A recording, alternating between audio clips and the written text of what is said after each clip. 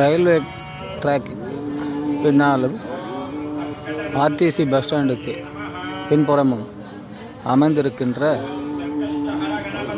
பழைய பராமரிப்பற்று கிடந்த சிவன் கோயிலை புதுப்பித்து சில ஆண்டுகளாக தொடர்ந்து நடைபெற்று வரும் பக்திமயமாக்கி வரும் இந்த கோயிலில் இன்று சங்கட சதுர்த்தி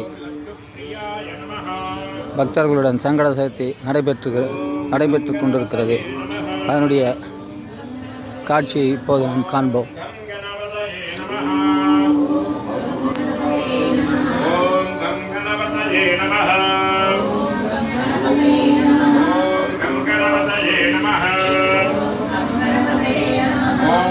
गणपतये नमः।